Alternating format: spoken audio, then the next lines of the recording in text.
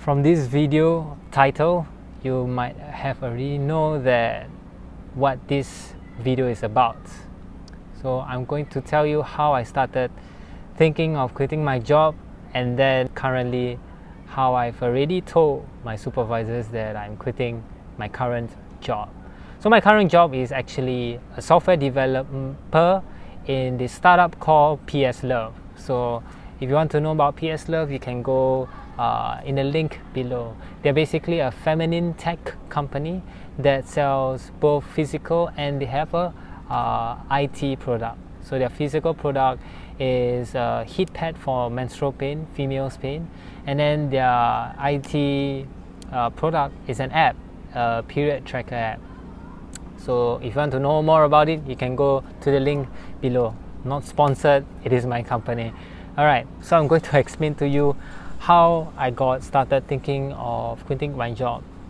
So my friend, his name is Louis, he's my financial advisor.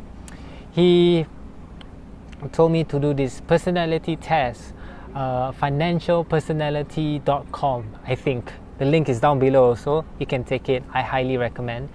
So this personality test was pretty normal. Then once I finished the personality test, then it gave me what I expected. So I thought that I was a leader, I could take responsibility, I do self-initiative kind of work, and yeah, most of it was pretty what I expect. Some of it, for example, the weakness. So the results of the personality test was that I was a type 8. I am a type 8, I think, and I'm an asserter.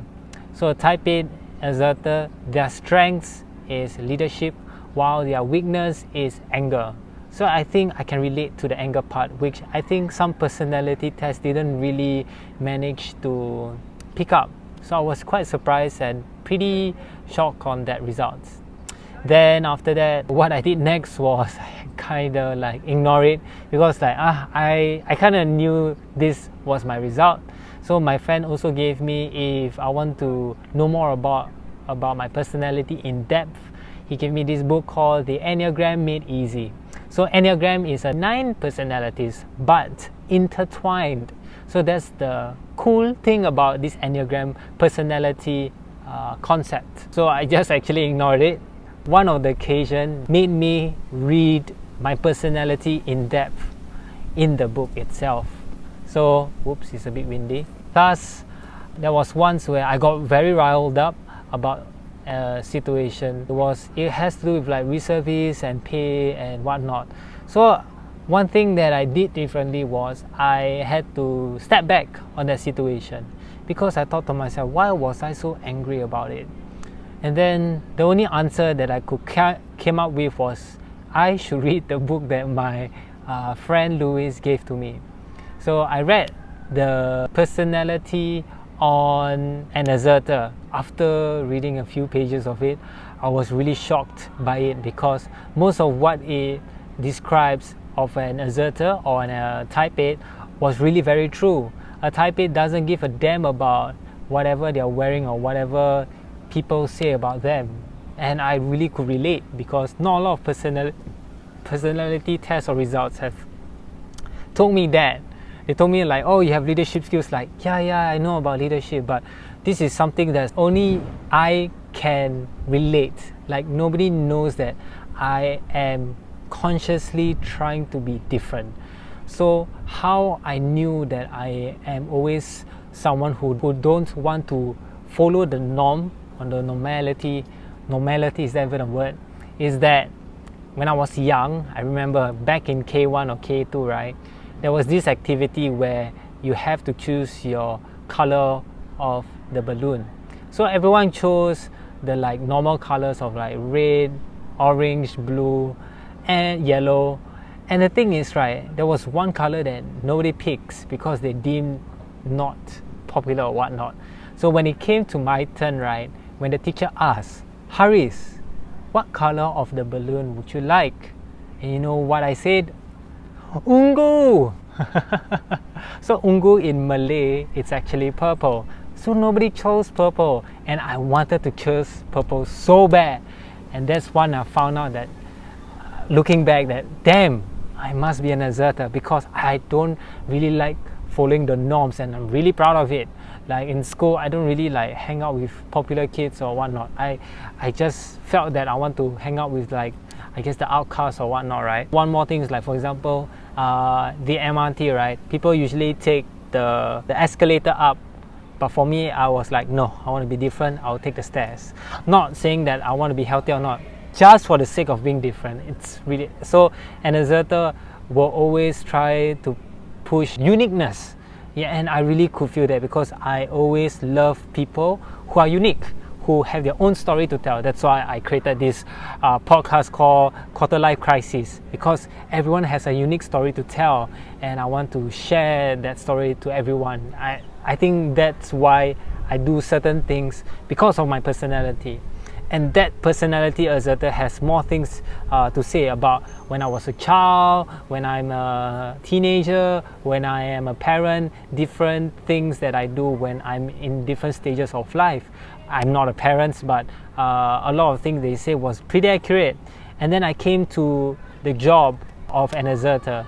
So an asserter, first of all, they had a few. So the two things that I was attracted to was, one, a teacher, and two, an entrepreneur, a person who works for him or herself. I have many opportunities to teach. So back in Polytechnic, I was a drama teacher, and then after that, after going through a programming boot camp, I interned at this company that helps teaching students in secondary school and primary school on programming, and then now I'm volunteering teaching less fortunate students in programming. So I love teaching because I think it was natural for me, because I'm very self-confident. I'm able to, I like the control of the class. People are paying attention to me, and I guess I deemed strong because you are the teacher. So as an asserter, you want to be perceived strong, and I do. That's why I really like exercising. You could see my muscles and my veins, the kind of thing.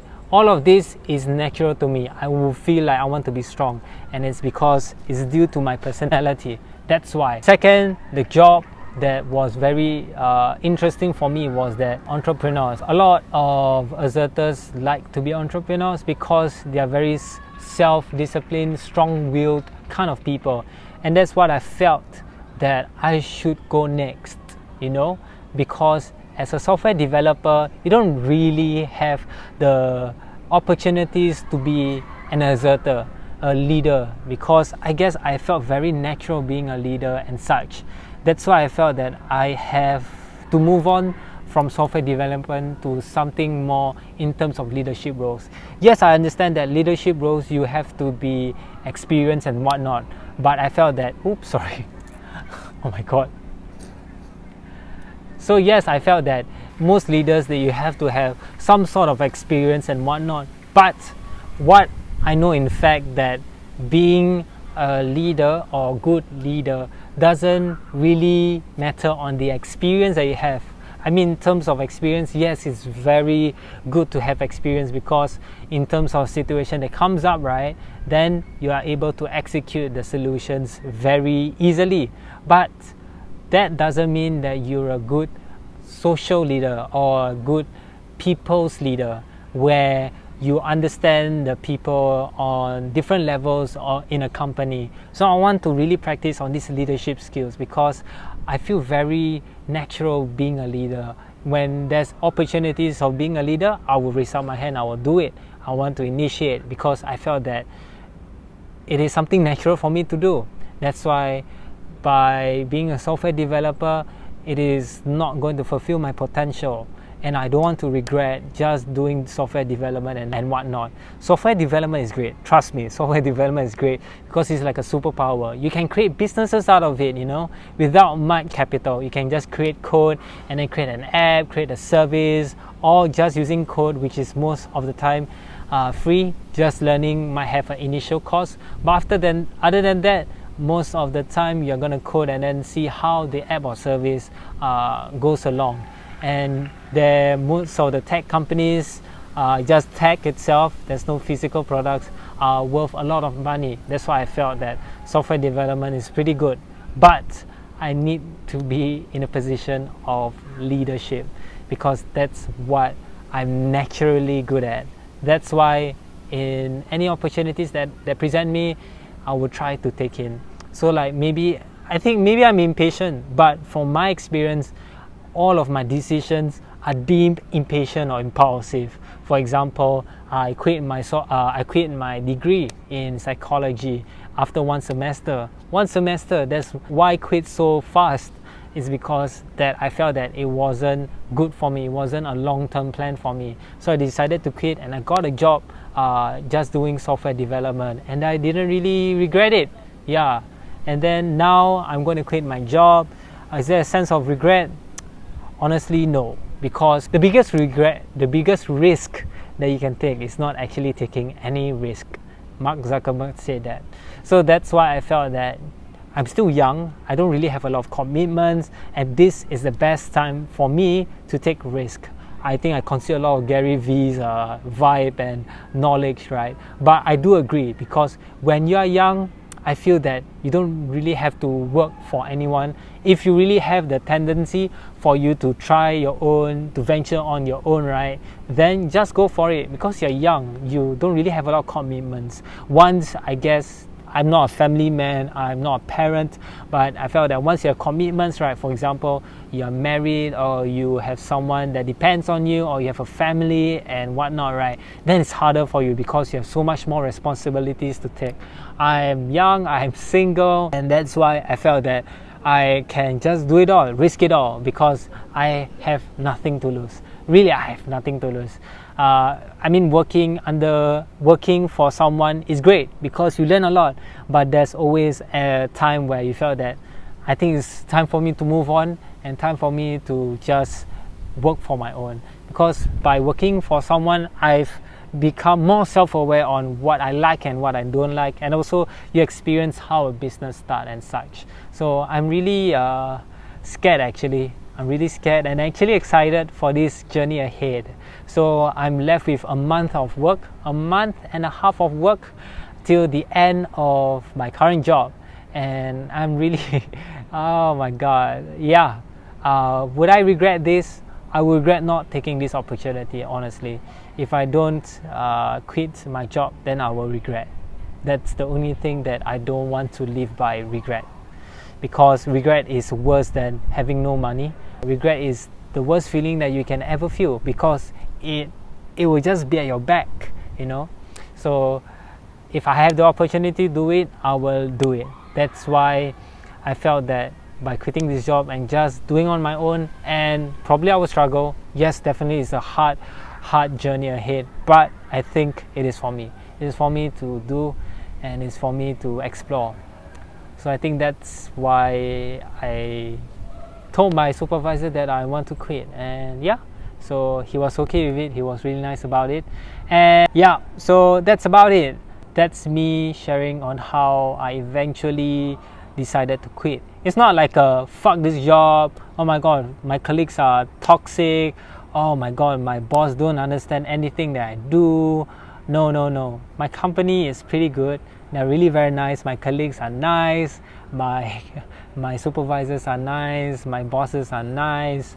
Overall, they are nice people. I don't really hate going to work. That's the thing. But the thing is, I'll hate myself if I don't move on or take this opportunity. That's something that I will regret. Yeah. So and the thing is, I'm going to do more of this vlog, so I think it will help people who is going through the same thing, because I think not a lot of, I guess, Singaporeans really vlog about their experience venturing out themselves, no matter what industry they are in, because it is a lot of risk to do it. So I'm going to try to document more of this journey with you guys. Hopefully guys, you like it. I think I'm pretty bad at this. I forgot my tripod, honestly, and let me show you how I record this thing. So I got this badminton racket here, and that's the only stand that I could take, so it's pretty bad. But thank you for listening. If you like it, if you like more of these videos, you can always like and then subscribe. Okay, so hope you guys have a nice day and don't regret. Bye bye.